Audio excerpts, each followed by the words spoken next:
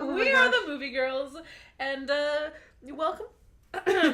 Okay, this week we're doing our first animated movie. We're going to be doing Disney Pixar's Brave. I'm really excited. First Disney movie to have a princess that does not need to find a man, because she don't need no man. She's also like a teenager, so let's just calm down there. But do you know what? I was thinking about it, and like a lot of Disney movies, princesses actually kind of follow like not that same trope, but like they kind of rebelled against any sort of like arranged marriage, like Jasmine, for example. Yeah, she didn't want the ones. But this one's different because she rejects it like completely. Entirely. She doesn't want to. Anyways, we'll get into it. No, this is great. Spoilers. I'm I'm excited. excited. Watched it. Like, come on now. When's the last time you saw this movie?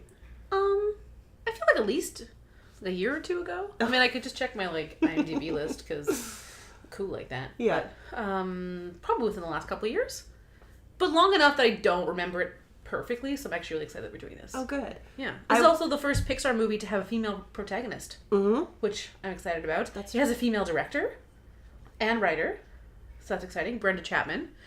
She directed it with Mark Andrews, whatever, dude.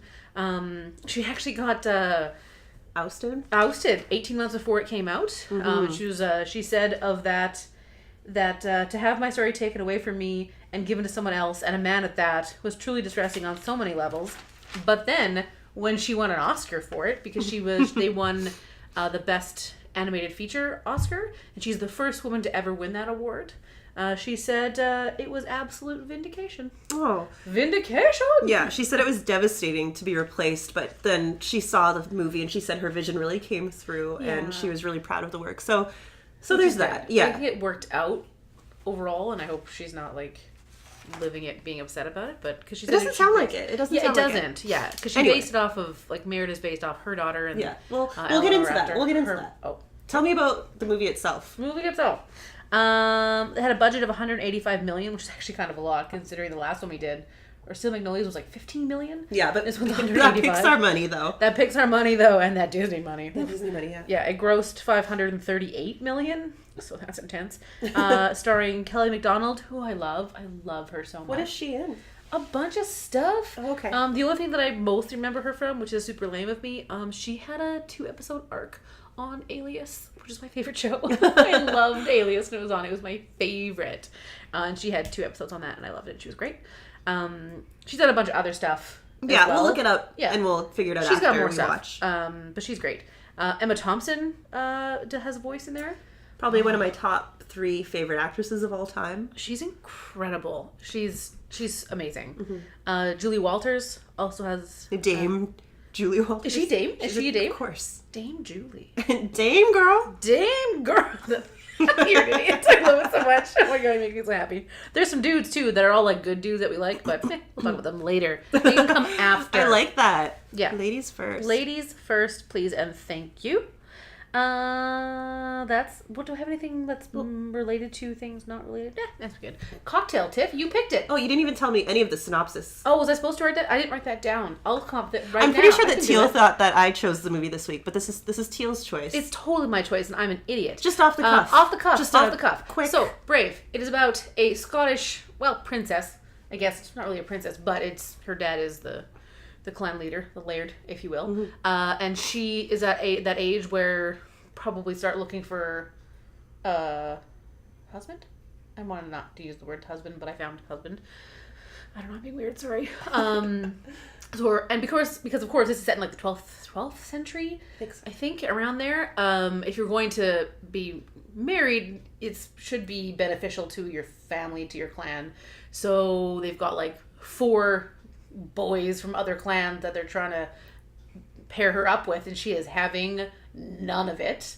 And her mom wants her to grow up and start to be part of the family and do her duty as the daughter. And they bash heads. Magic ensues, and they have to discover what their relationship really means. That was really well done. Thank you. Good job. Thanks, Tiffy. You want to tell us about the cocktail then? Yeah, so originally I was very excited about this cocktail. I thought there's so many avenues I can go down. I can look at 12th century drinks and try to glean inspiration from that. I thought a nice like red cocktail because of her hair. I definitely knew I wanted to include scotch. But then the more research I did, like I got super overwhelmed immediately because I'm not a scotch drinker. I don't know what pairs well with scotch. Yeah. And then Teal started sending me these like amazing blue cocktails that were so intricate looking, and I just got overwhelmed. And I was like, I'm done. I'm picking like a 3-ingredient cocktail and I'm just going to make it up. So it's great. We got a little bit of inspiration from a cocktail called The Godfather. And that's amaretto and scotch, right? Yeah, 1 shot each over ice. That's it. Yeah, and I like Di Serono. Yeah. And I like ginger ale. Yeah. And I like Di Serono and ginger ale. And I thought, what if we just throw some scotch in there and we call it The Mother? Yes. So I'm really excited. Okay, good. I'm kind of ashamed of it because it was just a last minute throw together, but it's all things I like besides scotch. So, but like we didn't like. You tried 2 scotches today. We tried 2 scotches. So Teal picked up some Johnny Walker for us to have, and she put an ounce of Johnny Walker in hers, an ounce of Di Serono, and then topped it up with ginger ale. Essentially, another ounce of ginger ale, and I was nervous about the scotch, so I took like a half shot of scotch. So yeah, that's fine. Sorry. But then you also tried my nice scotch. I tried your nice scotch. It was quite I have a nice. Really nice scotch that my stepdad got. I mean, maybe I'll like ease my way into it, but yeah. I mean, it's intense, but it's quite nice. So you did try them both, and the second one, while much stronger and more alcoholic tasting, was you afterwards. You're like, ooh, that was nice. It was really nice, and we got our drinks confused. We don't know whose is who, so I may have my strong one, which we're gonna find out. It's nice too because we went with like a short rocks glass. Oh, we kept it simple, but also it's 12th century. They're not fancy back then, so we're gonna keep it simple. Yeah, and then we popped a couple of maraschino cherries in the bottom because, like, obvious. Why not? I think we've done that for like most of our cocktails so far. Well, we have to use the whole jar. That's absolutely right. Cheers to being brave. Oh yeah, brave indeed. I got the right one. Yeah, me too. Okay, good. It's so good. I'm actually that's really good. Mm-hmm. Guys, I would recommend this because I love ginger ale and Di Serono, but it's super duper sweet. Like, I usually just have Di Serono on its own on the rocks, but the scotch kind of cuts it like we hoped. We'll try mine with their regular amount. It's actually not, like, you can still taste it, but it's not that intense. Like, yeah. You can still be happy with your half one. It's not even like real. It's not real scotch, guys. It's like blended scotch whiskey. Like, it's the cheaper of the things. So, just yeah, okay, this is nice. I don't feel quite as ashamed anymore. Good, you shouldn't. All right, let's get into the movie. Yeah. All right. See you in a minute. Bye-bye. Goodbye. Welcome back. From the movies. That was more emotional than it had any right to be. Really? You didn't? What? I felt some emotions. Good. Who doesn't feel emotions during Disney Pixar movies? Who doesn't feel emotions? I don't know. By the way, so we were talking about Kelly MacDonald earlier, and I put you on the spot and asked you what movie she'd been in. Sorry. Yeah, rude. So her first role was Trainspotting. Yes. Which I've never seen. Really? I saw it once. I've seen bits and pieces. But I don't really remember it. She's in Harry Potter's Helena Ravenclaw. Helena Ravenclaw. Finally occurred to me. Hello. She was Peter Pan in Finding Neverland. She was in a whole bunch of shit, is my point. So she was the last person cast for the entire Harry Potter series. The last person to join the cast. Oh, you're kidding? Yeah, that's hilarious. Cute. She's the very last one. I wonder if she was the last one cast for this movie. Because did you see that Reese Witherspoon was? Can you imagine? How odd! And the reason they didn't end up going with Reese Witherspoon is because she couldn't master the Scottish accent in time. So they were like, "Here's a novel idea. Let's maybe choose a Scottish actress." Well, she's Scottish, or she's definitely from the UK, but I don't think she's Scottish. But I mean, still, it's like we can probably master an American one better than anybody else because we're so close to it. So right. Chances are good someone that's English can probably do a Scottish because you probably hear it more than we do. Yeah, she's Scottish. She was born and raised in Glasgow. Scottish. Yeah. Whatever. And then Emma Thompson, who is British, obviously, says that she actually feels Scottish. Aww. Like, that's how she identifies. I believe she lives in Scotland, or she, like, grew up... I don't know. Oh. She loves Scotland. So she just always plays English accented people. Are you asking me? No, I was saying. Oh, that was not. I thought it was a quiz. It was not a quiz. She just usually most roles we see her in, she's got an English accent. Yeah. So I would have guessed that she was actually English. She's British. Who are you talking about right now? Kelly MacDonald or Emma Thompson? Emma Thompson. Same. She is British. I said she's a British actress, but she identifies strongly with Scotland. I'm so confused. Anyway, yes, Kelly MacDonald definitely Scottish, but then Emma Thompson. Oh, okay. I thought your question. Okay, doing so well. I'm so sorry. I mean, the point is, we were both wasn't Reese Witherspoon. Thank God. Thank God. Fuck. And like, Reese Witherspoon's fine, but she's fine. Clearly, she is not fine. I'm not the biggest fan. Oh, really? No. Oh, how come? It doesn't matter. Let's talk a little bit more about Brenda Chapman. Okay. Did you mention she's the first woman to produce an animated film? And that was for Prince of Egypt in 1998. Yeah, she has some really good credits. Yeah, she did Prince of Egypt, Hunchback of Notre Dame. She was the writer on Brave, The Lion King, Hunchback of Notre Dame, Beauty and the Beast, director for Brave, Prince of Egypt. She was an animator on the Real Ghostbusters TV show. Oh, I didn't know that. Which is really cool. She was the first woman to serve as head of story for The Lion King. Yeah, that's amazing. Like, that's awesome. Yeah. She's been around, I don't know how we've never heard of her before, because she's been around for a long fucking time. Mm-hmm. Like, a long time, and we're only just figuring it out now. But hey, you know what? Better late than never. Props to you, Brenda. Yep. And I think this movie paved the way for a lot more movies with a female protagonist, because Inside Out, Finding Dory, and The Incredibles 2 have all come since. Right? This is incredible. Elastigirl. Damn. Yeah, shit. She's amazing. Yeah. Yeah, but it's nice to see. It's nice to see a Disney Pixar movie, like a Disney princess movie, that isn't about the relationship. It's very anti that. Like, you definitely mentioned, too, that, like, a lot of the, sorry, we left the movie playing, but just with no sound on, and there's an end credit scene that we didn't realize, and it's funny. She's getting her delivery of all the wood things she bought. Oh, I see. She bought all the carvings plus the spell, and the crow just delivered. She delivered. I was wondering about that. Yeah. She didn't take her carvings. Anyway. So, some interesting things about this movie. Yes. So, there was a pre-release tracking that suggests the film would open between 55 to 65 million in North America, which is slightly below average for a Pixar movie. Yeah. You know, because it's got a female protagonist, which was every fucking time there is a female-led movie, they're like, oh, it's not going to do really well. It's not going to do really well. Well, you don't and then see sure that as shit, information. It fucking does amazing. That's right. You don't see that information for Cars. There's no, we didn't think that this would do this well because it was only directed towards young boys. For the opening weekend, it opened at 66.3 million, so the higher end above what it was predicted to open at. Yeah. And it was estimated to be a 43% male audience and a 57% female audience. And again, that's not a statistic on any other movie. I'm using Cars as an example. Yeah. That's not a statistic listed. And so it kind of pissed me off to read that. Like, who gives a shit? It did well because it's a good story. Yeah, it doesn't, like, I'm so always thrilled that it is a female protagonist, but it doesn't matter. It's a good story. A good story is a good story. Like, stop making it about being... Stop making movies for any gender. Just make a fucking movie. If you've got a story to tell, and it's a good story, cast it properly, and then tell the damn story. Yeah, if movies for women, quote unquote, didn't do well, then we wouldn't have all these princess movies to start with. Yeah, but like Wonder Woman, when that came out, it did incredibly well. I thought it was one of the most amazing movies and how it's done. Definitely going to do that in future. It's already a plan. Yeah, absolutely. Some way down the road. But Patty J? Yeah, but it's an amazing movie, and it's about badass women, strong women in all senses of the word. There are no ass shots, there's no cleavage bullshit. It's just, and they're still scantily clad because they live in a hot climate, but it's not about like the shots of those body parts.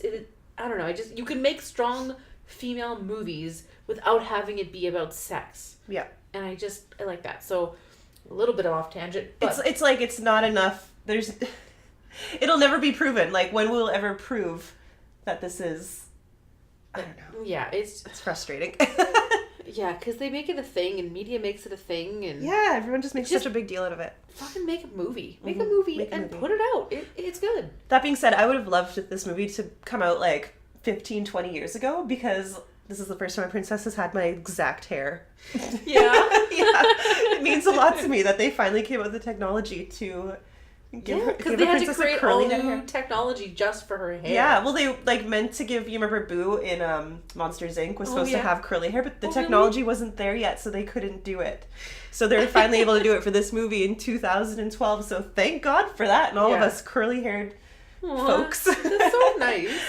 Well, like something that kind of like piggybacks off that, when Merida's image was being marketed for like books and dolls and everything by the Walt Disney Company, they were trying to alter her proportions to be slimmer and curvier, which is the stupidest fucking thing. And less frizzy hair. Yeah, a little slimmer and curvier, but smaller hair, bigger eyes. Yeah, as long with all the rest of the other Disney heroines, and it had such a huge public outcry that they scrapped all of that. And do you know who signed that? They made a petition to stop that from happening, and Brenda Chapman actually signed that petition. Yes, good for her. I have a quote somewhere, but I have to find it. I like quotes. Just edit this.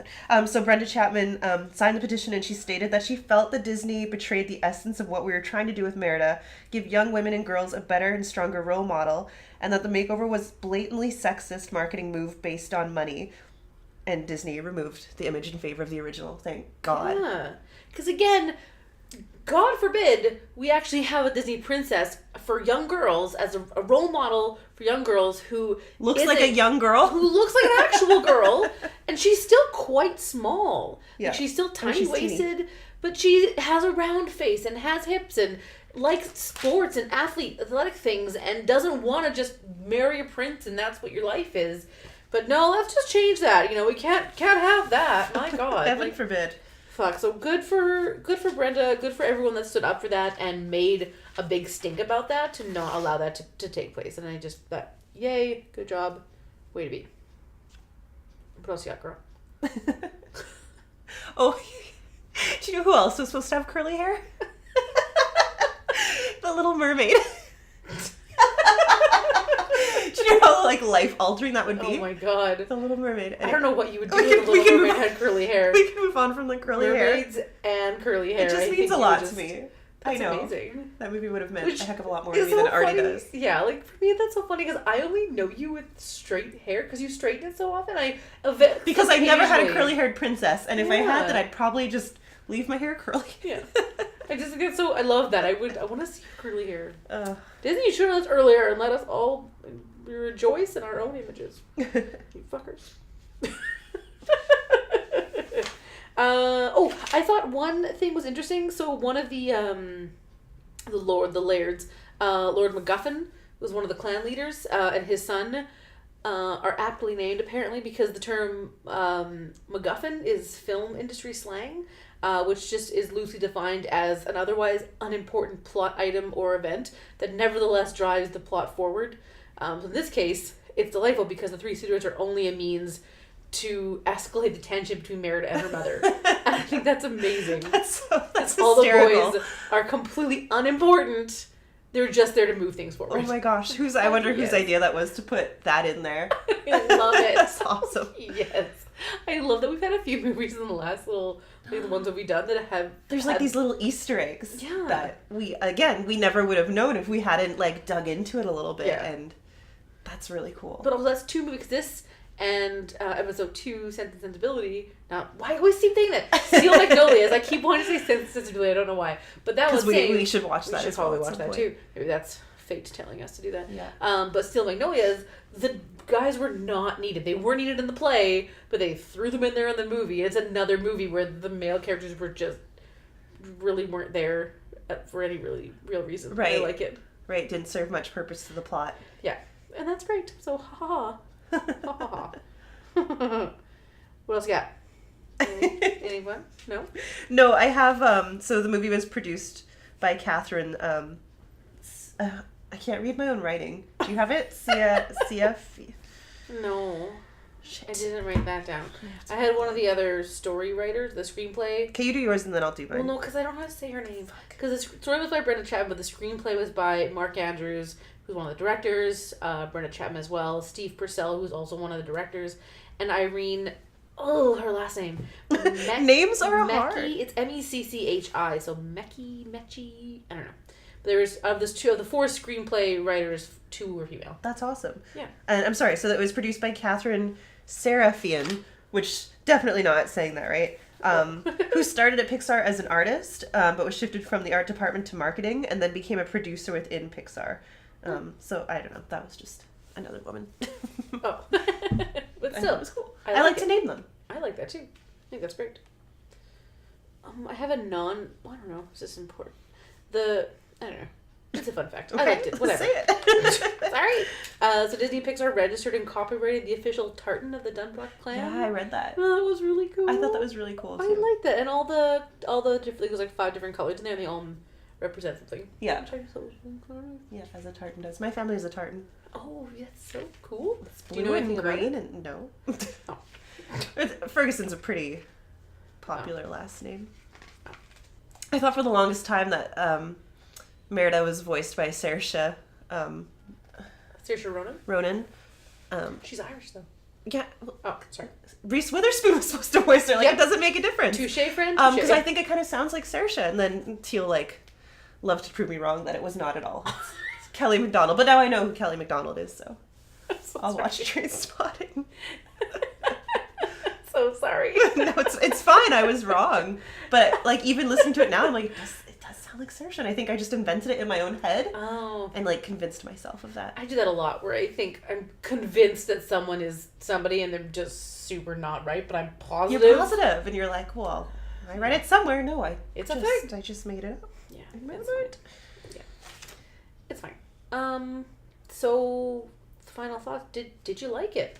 I love it. Yeah. I love it. It's not my favorite Pixar movie, but the content of it is just so great and so different. And I've never related more to a Disney princess who doesn't want to get married, as I too am a Disney princess that doesn't want to get married.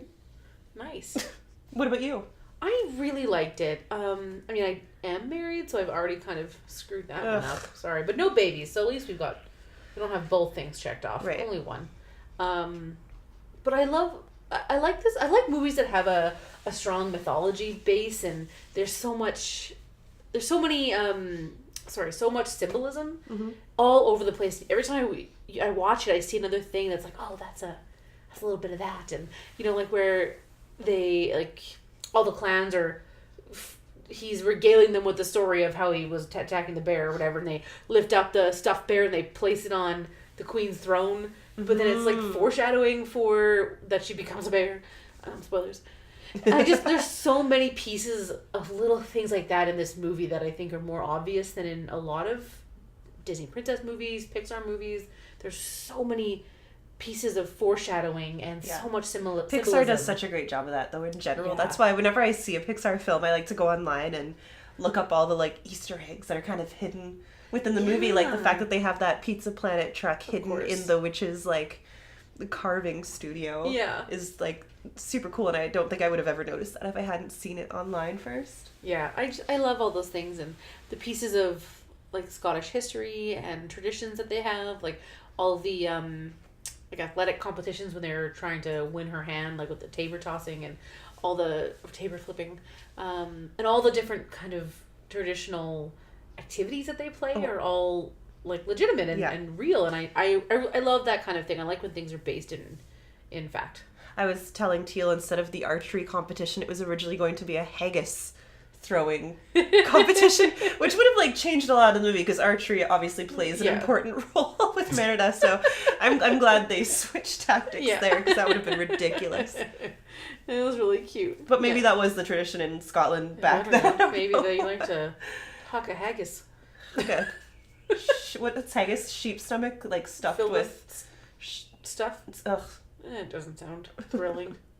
No. I mean, it's sausage. It's intestine stuff with stuff. Yeah. So it's not it's all gross. But why would you toss it? It's just weird. Seems like a waste of a perfectly good haggis. It does. Who would we recommend this for? Anyone and everyone. Yeah. Again, a great mother and daughter relationship. Mm-hmm. Good for a budding teen. Yeah. Right? Anyone. Literally anyone. That's the thing, is all these movies, who would you recommend it to? And you wouldn't just recommend it to a woman and not a man. Anyone. I'll recommend it to anybody because it's a good movie. Yeah. Excellent. What mood should we be in to watch this? Oh. You want to feel empowered? Yeah. If you're annoyed at things. Yeah. Mad at your mom. Makes you laugh. Makes you... There's some action and adventure, and there's this sweet little baby bears. Oh, those sweet little bears. Oh, I wish they just stayed bears forever. Apparently your mood is when you're missing your cat. Every time an animal, it's like my cat. My cat. Anything even just a little bit anthropomorphic. Anthropomorphic. You got it. No, you got it. That was wrong the second time, I think. Anthropomorphic? When animals act like people. Yeah. Love it. You're not supposed to do that? Well, no, we'll talk about it later. Oh. that's for other podcast. Giving animals people. human qualities. Animals as people. We only watch movies where there's animals being people. What's one of the things I hate the most, though? I do not like orangutans and chimpanzees because they dress them like people in movies, and it infuriates me. I hate orangutans dressed as people. It just, and then if they're like driving minivans, it's just like the most infuriating, outrageous thing in the whole wide world. Oh man, I have issues. I'm aware. It's fine. Any other thoughts, Tiffy Lou Who? Nope. I would give this 10 bows and arrows out of 6 haggis tossing competitions. Haggis sheep. Haggis sheep stomachs. Oh. That seems like a great recommendation. I thought so. Nice. Thanks, Teal, for making this movie. Great cocktail. Loved. That was delicious. Oh. It was so good. More like a cock fail. No, you're being really hard on yourself with that cocktail, and you did a really good job. It was simple, it was clean. I think it fit the movie really well. They didn't have 67,000 ingredients in the 12th century. You're right. Scotland. They didn't have blue cotton candy in 12th century. No, they didn't. I was thinking about making a Pretty Blue Will-o'-the-Wisp cocktail with cotton candy on it. Oh, that's why you wanted. I couldn't figure out why you were sending me blue cocktails. I was like, but her hair is red. I was thinking of the Will-o'-the-Wisps. I did not connect the dots. Because it's like a pretty bright, bright blue cocktail. Right, I haven't seen this since 2012, so you... And like the cotton candy, the little wisp on the top, it would look like a Will-o'-the-Wisp. We'll have more. Okay, I'm so sorry. I'm not crazy. Well, it was a little ambitious, but you can choose the cocktail next week. No, it's fine. I whatever. think you did a really good job, and I'm actually glad we went with this. It's simple, because all the ones we've done so far have been a little bit complicated. Not complicated, but just many ingredients. Steps. Yeah, and I liked this. I think it was a great job, but everyone drink it. Done. I think that's it. Okay, great. Goodbye.